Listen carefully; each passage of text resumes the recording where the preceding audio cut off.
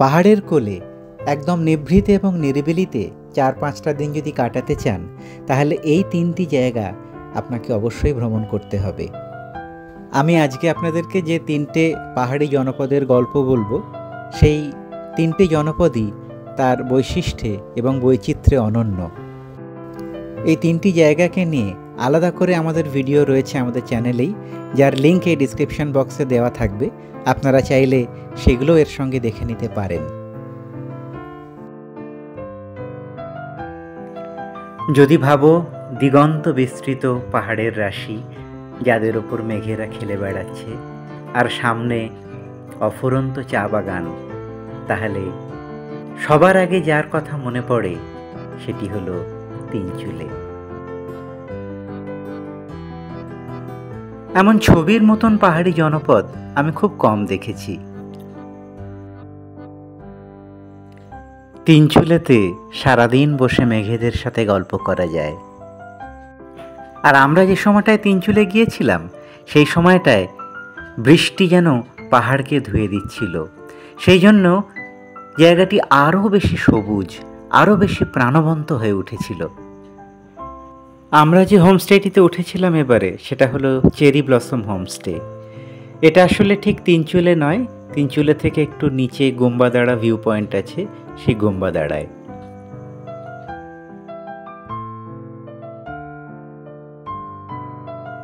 পাহাড়ের রানী দার্জিলিং, তার থেকে 32 কিলোমিটার দূরে অবস্থিত এই তিনচুলে। আর এনজিপি থেকে আসলে 73 কিলোমিটার। সময় মোটামুটি 2.5 ঘন্টা মতন লাগে এনজিপি থেকে।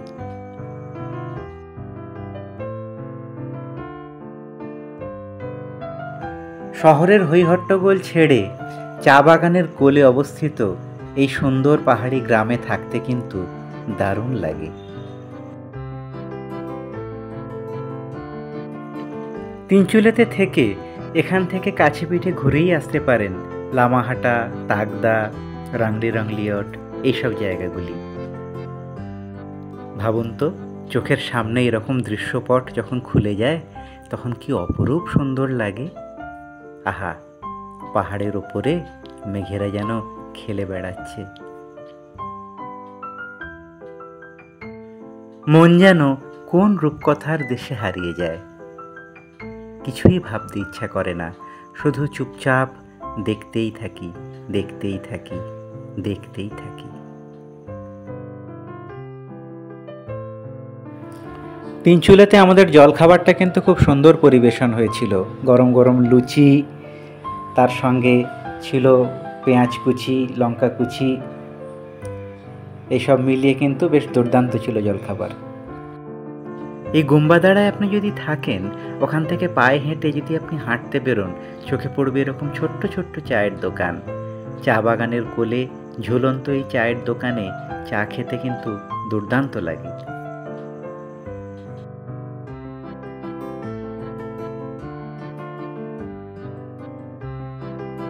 হালকা ঠান্ডা গায়ে মেখে গুটি গুটি পায়ে আশপাশগুলো দেখতে বেশ লাগে কিন্তু।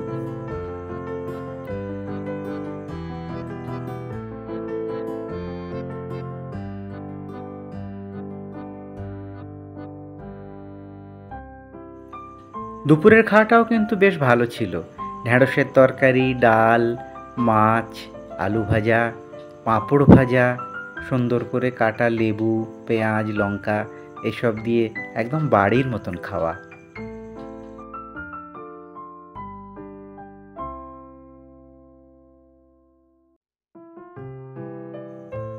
যখন অন্ধকার নেমে আসে তিনচুলের পাহাড়ের বুকে, সে এক মায়াবী জগৎ তৈরি হয়, যেন মনে হয় পাহাড়ের বুকে মণিমাণিক্য ছড়িয়ে দেওয়া। আর ভোরের তিনচুলে ঠিক ততটাই রিফ্রেশিং। সামনে চা বাগান, আর সেই চা বাগান দেখতে দেখতে হাতে রয়েছে এক পেয়ালা চা। এর চেয়ে সুন্দর আর কি হতে পারে বলুন তো? আর এই চা খেতে খেতে যেটা সবচেয়ে অবাক করলো, সেটা হলো আমাদের বাড়ির সামনের চা বাগানে ঘুরে বেড়াচ্ছে নির্দ্বিধায় একটি হরিণ শাবক। তার যেন কোনো চিন্তা নেই, সে ইতিউতি দেখছে, ঘুরে বেড়াচ্ছে, কখনো গা চুলকোচ্ছে। এই করতে করতে বেশ খানিকক্ষণ আমাদেরকে সঙ্গ দিয়ে সে আস্তে আস্তে করে আবার মিলিয়ে গেল চা বাগান এবং বনের মধ্যে।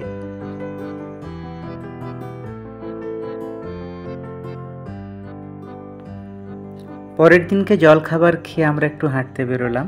উদ্দেশ্য তিনচুলে এবং গুম্বাদাড়াকে আর একটু ভালো করে দেখা।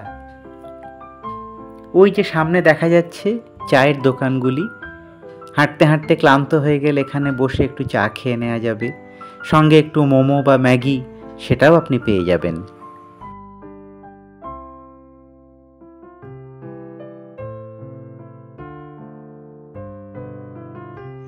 গুম্বাদাড়া থেকে তিনচুলের দিকে গেলে যে জায়গাটি পড়ে, এই জায়গাটি কিন্তু আসলে অনেকের অলক্ষ্যে রয়েছে।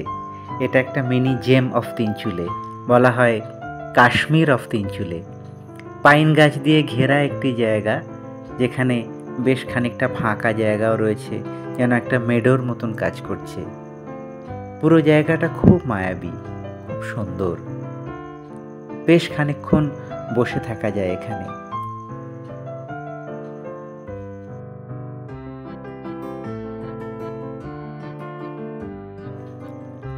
আকাশ এবং এই পাইন গাছের মাথাগুলো কেমন এক অদ্ভুত দৃশ্যপট তৈরি করছে না?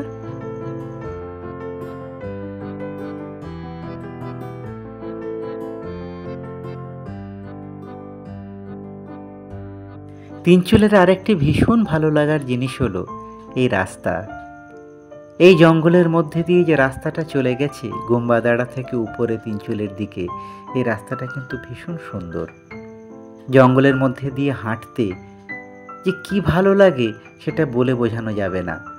ঝিঁঝি পোকার ডাক, আর তার সঙ্গে এরকম আপনার যদি একটি সঙ্গী থাকে সারমেয়, তাহলে তো আর কোনো কথাই নেই। ও আপনাকে ছাড়বে না, এক টানা নিয়ে যাবে যতক্ষণ না আপনি আপনার গন্তব্যে পৌঁছচ্ছেন। ততক্ষণ ও ছায়া সঙ্গীর মতন আপনার সঙ্গে চলবে। উড়ে বেড়ানো মেঘ আর এই পাইন গাছের সারির জঙ্গল, এই দুটোর কম্বিনেশন কিন্তু দারুণ। আমাদের দ্বিতীয় পাহাড়ি গ্রামটি হলো দাওয়াই পানি।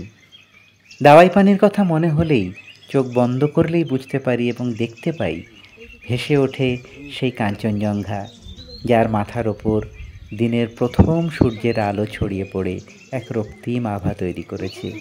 কি অপূর্ব, কি অপরূপ দৃশ্যপট বলে বোঝানোর নয়।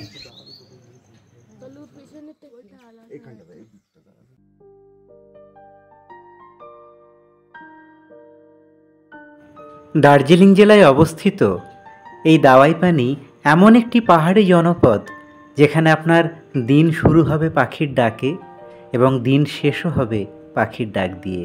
সারা দিন যে কত রকম পাখি ডেকে বেড়াচ্ছে তার কোনো ঠিক নেই।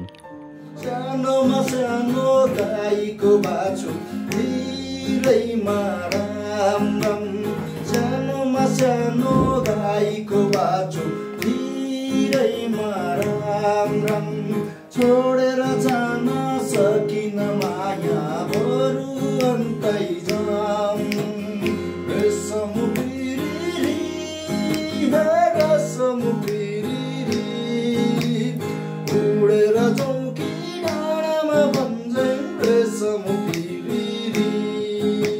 এইরকম মিষ্টি পাহাড়ি গান শুনতে শুনতে যখন রাত নেমে আসে, তখন দাওয়াই পানিকে মনে হয় এক রূপকথার রাজ্য।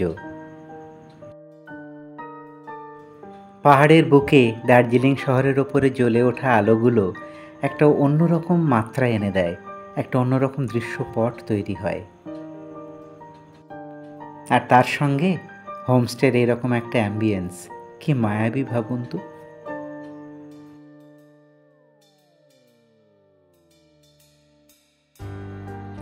সন্ধ্যের আগে যখন সামনে পাহাড়ের সারি দেখতে দেখতে সামনে আসলো চিকেন পকোড়া এবং গরম গরম চা, তখন মনে এক অদ্ভুত পুলক জাগলো।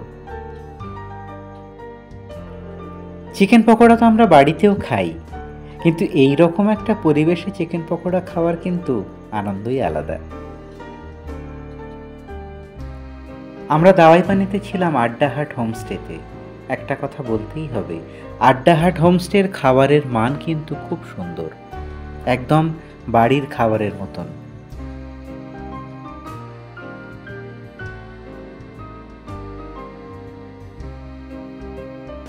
এই দাওয়াই পানিতে প্রচুর মেডিসিনাল হার্বস এবং উদ্ভিদ রয়েছে।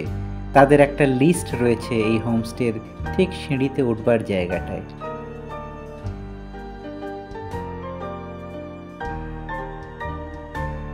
এই আড্ডাহাট হোমস্টেটি একটু ওপরে অবস্থিত হওয়ার জন্য বেশ কিছু সিঁড়ি ভেঙে আপনাকে ওপরে উঠতে হবে। তাই জন্য বয়স্ক লোকেদের একটু অসুবিধে হলেও হতে পারে, কিন্তু একবার ওপরে উঠে গেলে যে দৃশ্যপটের আপনি সাক্ষী থাকবেন সেটা সারা জীবন আপনার মনের মণিকোঠায় থেকে যাবে।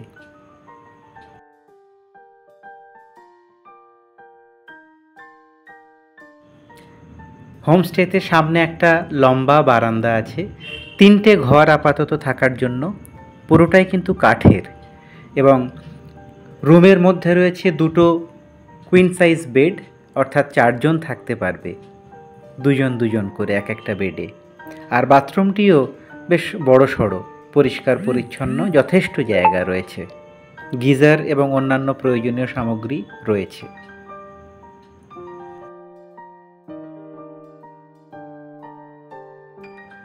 এবারের দাওয়াই পানি যাত্রায় যেটা সবচেয়ে ভালো লাগলো, অর্থাৎ সর্বোত্তম অভিজ্ঞতা, সেটা হলো ভোরবেলা কাঞ্চনজঙ্ঘা দেখা। সেই শায়িত বুদ্ধ জেগে উঠলেন ধীরে ধীরে, দৃশ্যপটে তার অবয়ব দেখা দিল। ভোর 4টে থেকে আমরা আমাদের হোমস্টের বারান্দায় দাঁড়িয়েছিলাম, যাতে আমরা চাক্ষুষ করতে পারি সেই স্বর্গীয় দৃশ্য। আমরা যেদিন দাওয়াই পানি পৌঁছলাম সেদিন সন্ধ্যের পরের থেকে মুষলধারে বৃষ্টি নামল, এবং সেই বৃষ্টিটা কিন্তু একটা শুভ বার্তা নিয়ে আসলো। পরের দিন কাঞ্চনজঙ্ঘা দেখা গেলেও যেতে পারে। আমাদের দাজু ফোন করে জানালো যে একটু খেয়াল রাখতে ভোরবেলা কাঞ্চনজঙ্ঘা যাতে করে আমরা মিস না করি। সকালে চোখের সামনে যে দৃশ্যপট রচনা হলো সেটা কোনোদিনই ভুলতে পারবো না। আহা, কাঞ্চনজঙ্ঘার বুকে সূর্যের প্রথম আলো এসে পড়েছে। এ কি সৌন্দর্য তার! সব কিছুই যেন এর কাছে মিথ্যে, শুধু এটাই সত্যি। মাঝে মাঝেই মনে হয় হিমালয়ের এই বিশালতার কাছে সব কিছুই যেন তুচ্ছ। হিমালয়ের এই অপরিসীম সৌন্দর্য রাশির কাছে অন্য সব সৌন্দর্য ফিকে।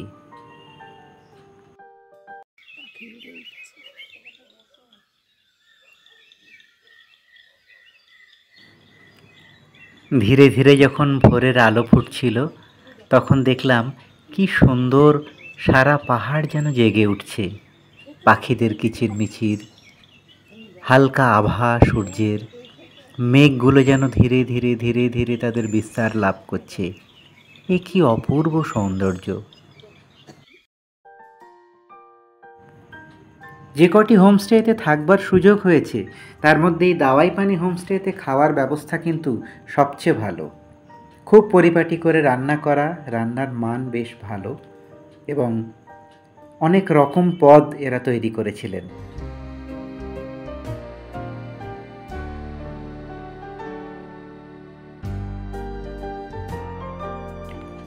খাওয়া দাওয়া করে আমরা বেরিয়ে পড়লাম দাওয়াই পানিকে দেখতে। দাওয়াই পানির কাছেই রয়েছে একটি জঙ্গল।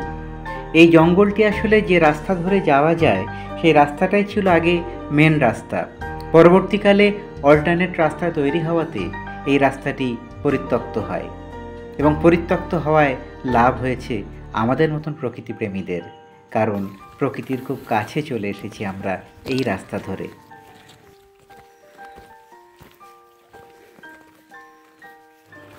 ঘন নিবিড় পাহাড়ি জঙ্গল, তার সঙ্গে হরেক রকম পাখিদের সান্নিধ্য এবং কাঞ্চনজঙ্ঘা, সব মিলিয়ে দাওয়াই পানি একটা অদ্ভুত রকম সুন্দর জায়গা।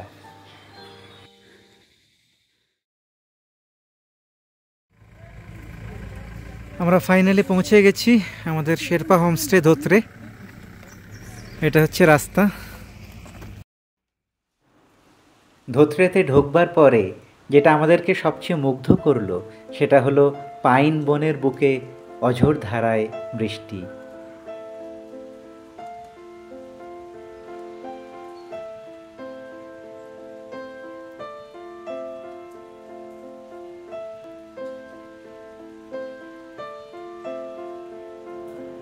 বৃষ্টি থেমে যাওয়ার পরে আমরা গুটি গুটি পায়ে একটু ধোত্রে গ্রামটাকে দেখতে বেরোলাম। আগের থেকে ধোত্রে এখন একটু বেশি যেন জনবহুল হয়ে গেছে, কিন্তু তাও সুন্দর তার নিজস্বতায়। সমুদ্রপৃষ্ঠ থেকে ৮৩৪০ ফুট ওপরে অবস্থিত এই ধোত্রে গ্রাম।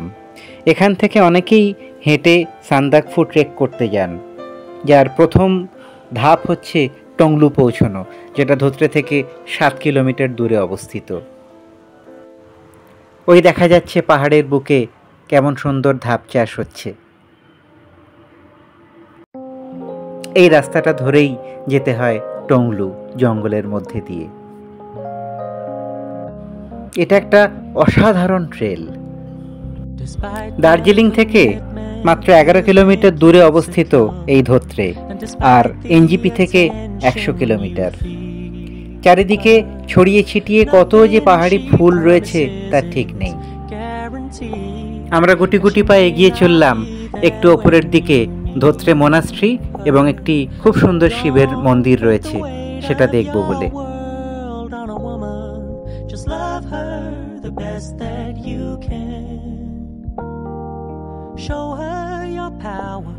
যেমন এদের রং তেমন এদের রূপের বাহার, দেখলে মন ভরে যায়।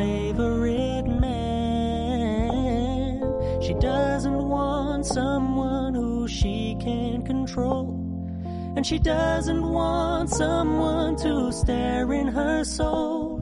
But if you can be still in the eye of her storm, then she'll be your number one fan.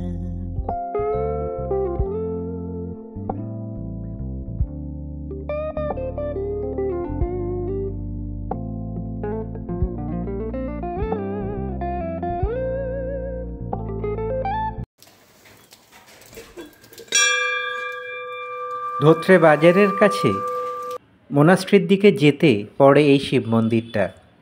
পাহাড়ের ওপরে এই শিব মন্দিরটার পরিবেশ কিন্তু খুব সুন্দর।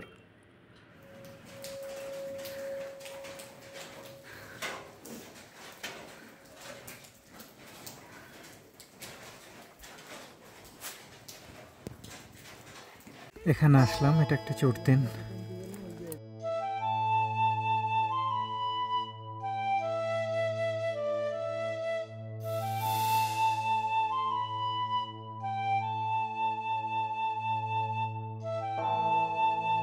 থ্যাংক ইউ, লাভলি, ফুলের মতো। ধোত্রেতে আমরা ছিলাম শেরপা হোমস্টেতে। হোমস্টেটা ছিমছাম, ঘরগুলো ভালোই বেশ। 3টে বেড রয়েছে, যেখানে 3 জন বা 4 জন থাকা যায়। আর যে বাথরুমটা আছে, বাথরুমটাও ঠিকঠাকই। গিজার রয়েছে, জলের ব্যবস্থাও রয়েছে, কোমোড রয়েছে।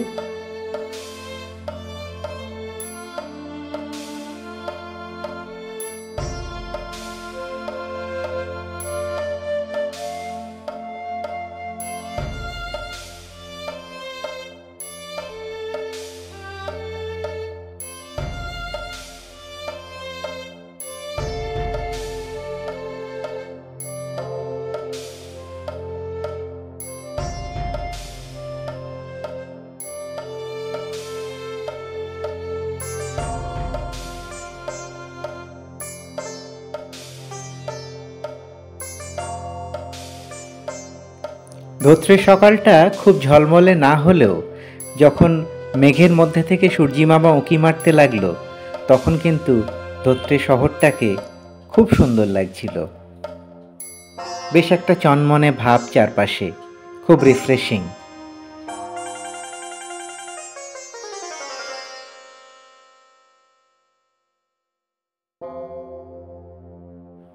আর কিছুক্ষণ পরে যখন একটু রোদ উঠল, তখন ধোত্রেটা ঝলমল করছিল।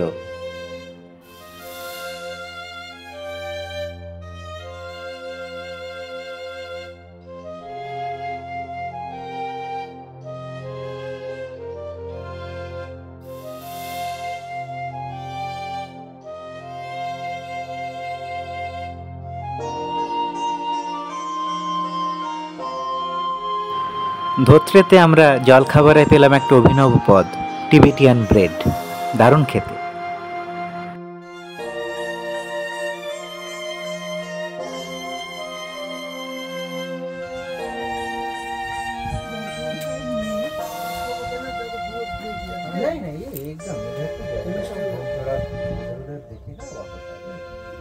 এখান থেকে টিকিট করে নিয়ে আপনাকে যেতে হবে সান্দাকফুর পথে। তার জন্যে প্রথম যে গন্তব্য সেটা হলো টংলু। এই রাস্তা ধরেই এগিয়ে যেতে হবে। এখান থেকে প্রথম 5 কিলোমিটার পরে পড়বে হচ্ছে টুমলিং, আর সেখান থেকে আরও 2 কিলোমিটার দূরে হচ্ছে টংলু।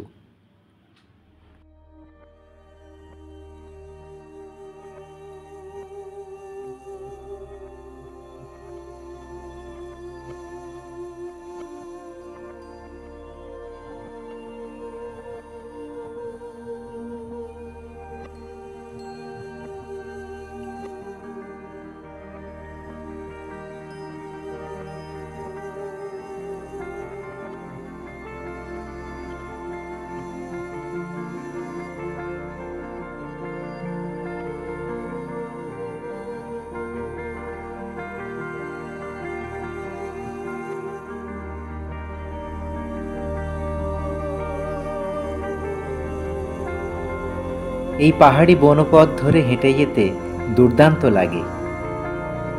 একটানা ঝিঝি পোকার ডাক আর একটা ভীষণ বন্য গন্ধ, চারপাশটা কীরকম যেন একটা মায়াবী পরিবেশ, একটা ভালো লাগা এবং ভয় করা দুটো মিলেমিশে যাচ্ছে। মনে হচ্ছে যেন কোথাও বন্য জন্তু আপনার দিকে তাকিয়ে আছে, আপনি তাকে দেখছেন না, সে কিন্তু আপনার দিকে নজর রাখছে। এই বনপথ দিয়ে হাঁটতে হাঁটতেই যেন মনে হয় জীবনের সবচেয়ে ভালো লাগা মুহূর্তগুলো পাওয়া যায়, এখানে যেন নিজেকে খুঁজে পাওয়া যায়।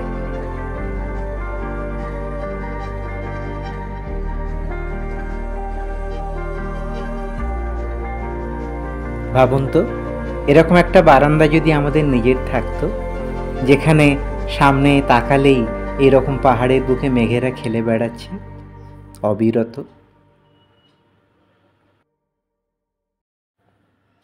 ধোত্রেতে আর একটা অভিনব জিনিস যেটা দেখলাম সেটা হচ্ছে এই বুনো স্ট্রবেরি। হ্যাঁ, এই ওয়াইল্ড স্ট্রবেরিগুলো কিন্তু দারুণ, টকটক মিষ্টি মিষ্টি এর স্বাদ, এবং এই স্ট্রবেরি জারিয়ে এখানে লোকাল ওয়াইন তৈরি হয়। এই যে ঋষি একটা স্ট্রবেরি তুলেছে, কি সুন্দর। আর ও আরো কত তুলেছে, ও হাত ভর্তি, দেখা। আমরা এখন চলেছি ভিউ পয়েন্টের দিকে। মোনাস্ট্রির পাশ থেকে একটি রাস্তা উঠে গেছে, এই রাস্তাটা যেটা উঠে যাচ্ছে একদম ওপরে, এটা হলো ধোত্রের ভিউ পয়েন্ট। আকাশ পরিষ্কার থাকলে এই ভিউ পয়েন্ট থেকে খুব সুন্দর পাহাড় দেখা যায় এবং দূরে কাঞ্চনজঙ্ঘাকেও দেখা যায়।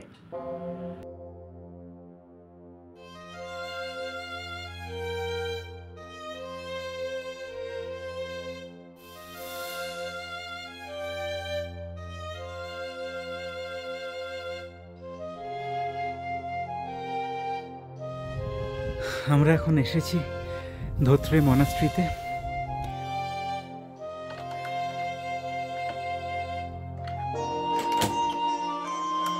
আমার যেটা সবচেয়ে ভালো লেগেছে সেটা হলো এই ধোত্রে মনাস্ট্রি। কি শান্তি! এখানে বেশ কিছুটা সময় চুপচাপ বসে বুদ্ধের কাছে ধ্যান করা যায়।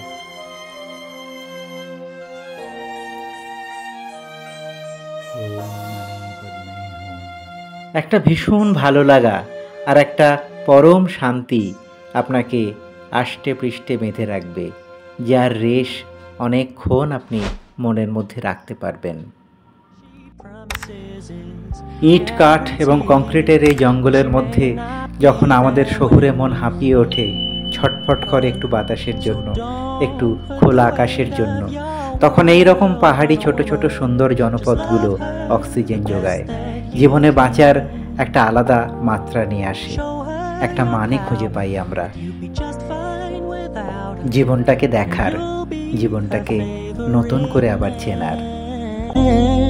She doesn't want someone who she can control.